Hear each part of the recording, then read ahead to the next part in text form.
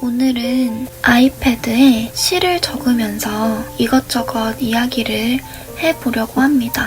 시는 제가 직접 쓴 작약이라는 제목의 자작 시이고요. 요새 꿈을 많이 꾸는데 꿈속에서 봤던 여러 가지 형상들이나 장면들을 시로 적어보고 있습니다. 최근에 꿈에서 봤던 것이라기보다는 느꼈던 감정은 상실감이었습니다. 누군가를 잃고 정말 헤매어도 손에 잡히지도 않고 닿을 수도 없는 그러한 누군가를 계속해서 찾고 헤매는 그런 꿈이었는데요.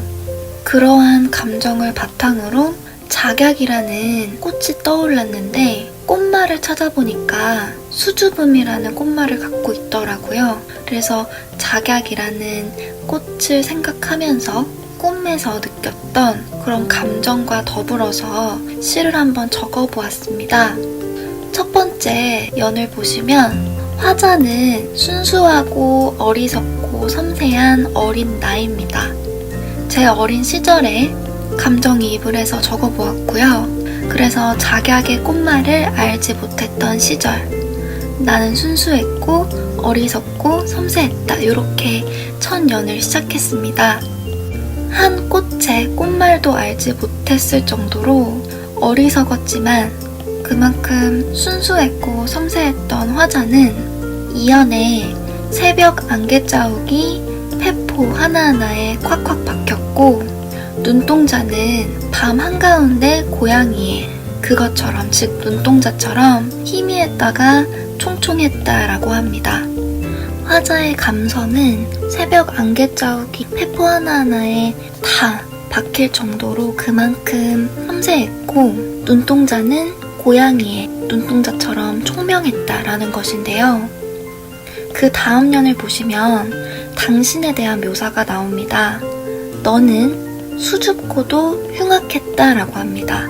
화자가 이야기하는 당신은 매우 수줍고도 흉악한 그런 양면적인 모습을 같이 갖고 있는데요. 흉악했다고 널 표현하는 것은, 즉 당신을 표현하는 것은 새벽 언저리에 들었던 당신의 연주가 이젠 빽빽한 가시나무가 되어 가슴을 옥죄고 있기 때문이다 라고 합니다. 화자는 당신과 나누었던 추억에 대해서 이야기를 합니다.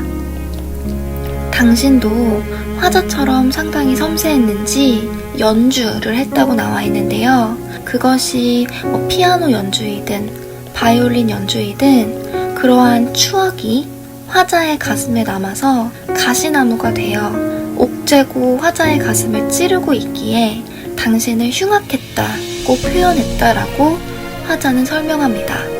그 다음 연에는 밤마다 내 주위엔 작약이 피어났다 라고 첫 운을 떼는데요.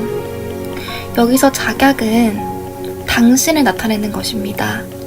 작약의 꽃말이 수줍음이고 너는 수줍고도 흉악했다 라고 표현했기 때문에 작약은 화자가 이야기하는 당신이 되어서 불띠불거 눈이 시리고 흐드러져 눈이 부셨을 정도로 화자에게는 강렬하고 뜻깊은 기억이었습니다.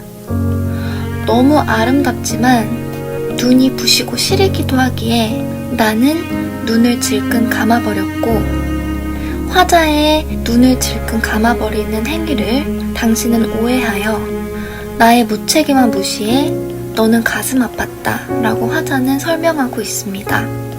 서로 간의 오해와 서운함이 점철되어 점점 거리가 멀어지고 있는 모습인데요.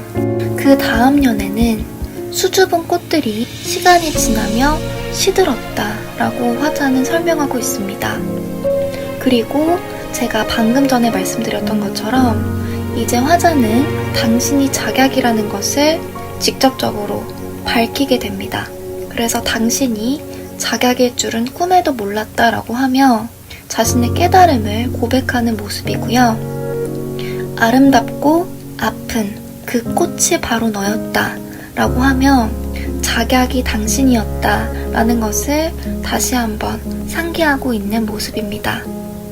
새벽 언저리에 연주를 들려주고 화자는 당신의 연주를 들으며 영감을 얻었던 그러한 황홀한 시간들을 뒤로 하고 나와 당신은 거리가 멀어져 버렸고 화자는 드디어 아름답고 아픈 작약이 당신이었다라는 것을 깨닫게 됩니다. 그 다음에 어떻게 시가 흘러가는지 낭독을 해드리겠습니다. 나는 안개 속에서 너를 찾는다. 외딴 섬에 홀로 화려하게 피어있진 않을까. 그래도 어딘가에서 봄을 기다리고 있진 않을까 하여. 당신이 이 세상에 없다는 것을 안다.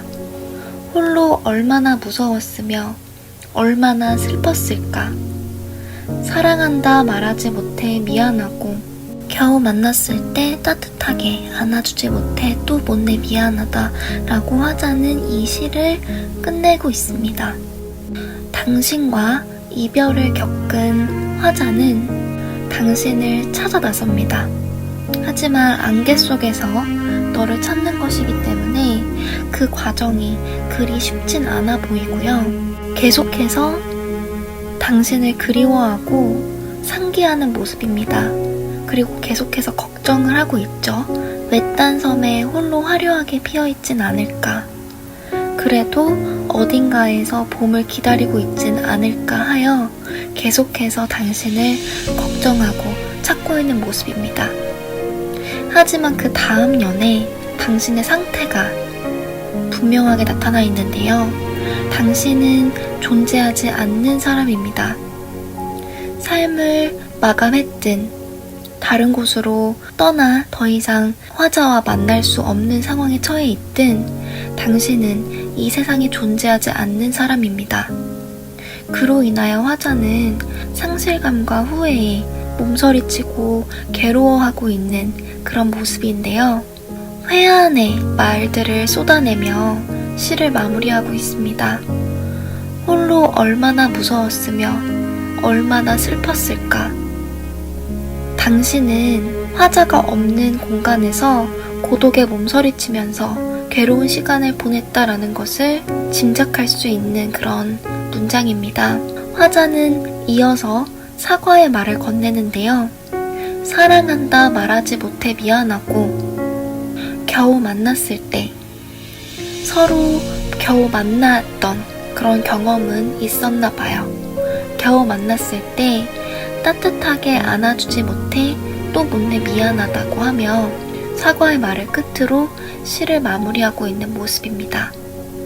이 시에 나오는 화자와 당신이 겪은 그런 상실감과 후회의 감정은 생을 살아가는 인간이라면 누구나 필연적으로 겪을 수밖에 없는 상당히 보편적인 감정이라는 생각이 듭니다.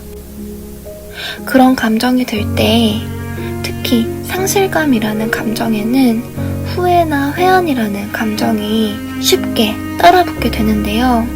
후회가 최대한 덜 남을 수 있도록 현재 사랑하는 사람 혹은 소중한 사람이 있다면 사랑한다고 표현할 수 있을 때 꼭 말을 해주셨으면 좋겠고 사과할 수 있는 기회가 있을 때 또 용기를 내어서 사과를 할 수 있는 그런 마음도 때로는 필요하다는 생각이 듭니다. 그래야 이 시에 나온 화자처럼 후회와 회한의 감정으로 상대가 떠난 후에야 사과를 건네며 가슴 아파하는 그런 상황은 면할 수 있겠다라는 생각이 듭니다. 요새 정말 세상이 흉흉하기도 하고 감성적으로 메말라 가고 있다는 생각이 많이 드는 나날을 보내고 있는데요.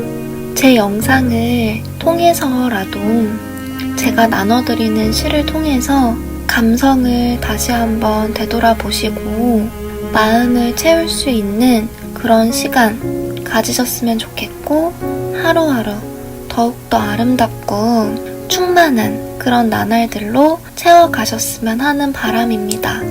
지금까지 제 영상 봐주셔서 감사드리고요. 제가 시 쓰는 취미를 가지고 있어서 시를 쓸 때마다 여러분들과 이런 식으로 시에 대한 해석이나 감성을 나눠보는 시간을 가졌으면 좋겠고요. 오늘도 따스한 하루 되시길 소망하며 영상 마무리하겠습니다.